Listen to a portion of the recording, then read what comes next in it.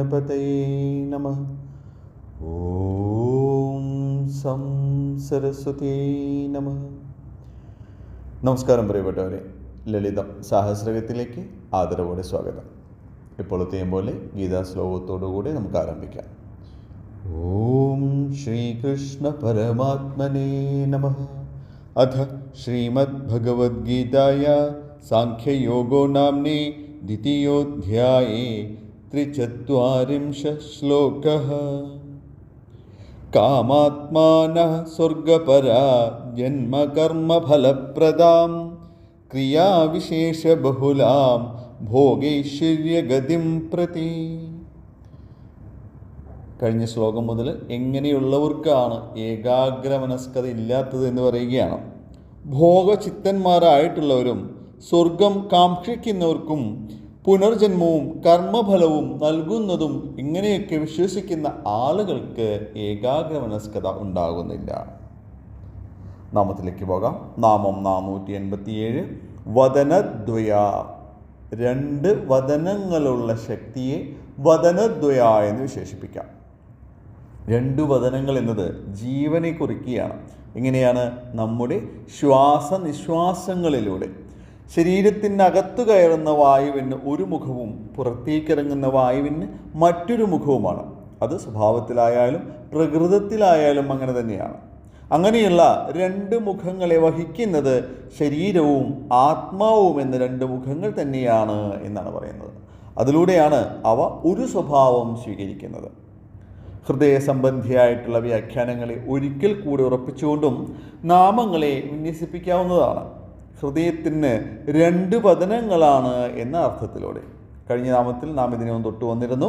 ഹൃദയത്തിൻ്റെ 2 കൈവഴികളെ പറ്റി, ശുദ്ധരക്തപ്രവാഹവും അശുദ്ധ രക്തപ്രവാഹവും. ഇതൊക്കെ നമ്മൾ പഠിച്ച കാര്യങ്ങളാണ് ചെറുപ്പത്തിൽ, അല്ലേ? ശുദ്ധരക്തം വഹിക്കുന്ന ധമനികളും അശുദ്ധ രക്തം വഹിക്കുന്ന സിരകളുമാണ് എന്നൊക്കെ നമ്മൾ പഠിച്ചിട്ടുണ്ട്. രക്തധാതുവിനെ കുറിച്ച് വർണ്ണിക്കുമ്പോൾ ഹൃദയത്തിൻ്റെ പ്രവർത്തനത്തെ അവഗണിക്കുവാൻ സാധിക്കുന്നതേയല്ല. ഈ പ്രവാഹം അനുസ്യൂതം തുടരുന്നത് മൂലമാണ് ശരീരത്തിൽ ജീവൻ തുടിച്ചുകൊണ്ടേയിരിക്കുന്നത്. അങ്ങനെയുള്ള ഹൃദയത്തെ തുടിപ്പിക്കുന്ന ശക്തി ശരീരത്തിൻ്റെ മധ്യത്തിൽ ശ്യാമവർണ്ണത്തോടുകൂടെ 2 മുഖങ്ങളുള്ള ഒരു ദേവിയായിട്ട് സ്ഥിതി ചെയ്യുന്നു. ഇതാണ് നമ്മുടെ ധ്യാന സങ്കല്പം. അങ്ങനെ ഹൃദയത്തെ കേന്ദ്രീകരിച്ചുകൊണ്ട് അനാഹത ചക്രത്തിൽ ഉപാസന ചെയ്യുന്നവർ തങ്ങളുടെ ഉദരനിയന്ത്രണം അറിഞ്ഞവരായിരിക്കും എന്നൊരു മതവുമുണ്ട്. നാം കഴിക്കുന്നതിലൂടെയാണ് നമ്മുടെ ശരീരത്തിന് തുഷ്ടിയും പുഷ്ടിയും ഒക്കെ സംഭവിക്കുന്നത്, അല്ലേ? അത് അമിതമോ കുറവോ ആകയാലും ഹൃദയത്തിൽ തന്നെയാണ് ബാധിക്കുന്നത്. അതുകൊണ്ട് തന്നെയാവണം ഈ ഉപാസനയെ ഉദരമുപാസന എന്നും വ്യവഹരിച്ചു പോരുന്നുണ്ട്. നമ്മുടെ കാഠക മഹർഷി ചെയ്തതും ഈ ഉപാസന തന്നെയാണ്. മനുഷ്യനിലേക്ക് തന്നെ വീക്ഷിച്ചുകൊണ്ട് നമുക്ക് മനനം ചെയ്യുമ്പോൾ മനുഷ്യന് ഒരു മുഖമേ ഉള്ളൂ എന്ന് നേരത്തെ പ്രസ്താവിച്ചിരുന്നു. ആ മുഖത്തിൻ്റെ 2 ഭാവങ്ങളാണ് ഇവിടെ വിവക്ഷ. ഏതൊക്കെയാണ്? ശബ്ദവും മനനവുമാണ്, അല്ലെങ്കിൽ മൗനത്തിലൂടെയാണ് മനനം നടക്കുന്നത്. ഒരു വദനത്തിലെ ഇരട്ട ഭാവങ്ങളായിട്ട് അവ ഇങ്ങനെ വിരാജിക്കുകയാണ്. ആവശ്യമുള്ളയിടത്ത് അവയുടെ സാന്നിധ്യം കൂടിയേ കഴിയും.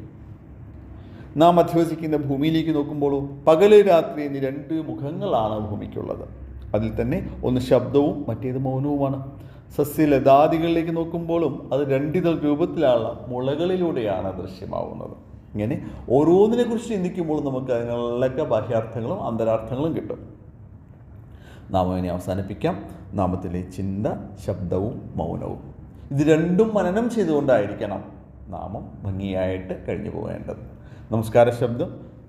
ഓം വദനദ്വയായൈ നമഃ.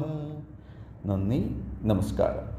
സർവം ജഗദംബാർപ്പണമസ്തു. അന്യഥാ ശരണം നാസ്തി ത്വമേവ ശരണം മമ. തസ്മാത് കാരുണ്യഭാവേന രക്ഷ രക്ഷ മഹേശ്വരി. ഓ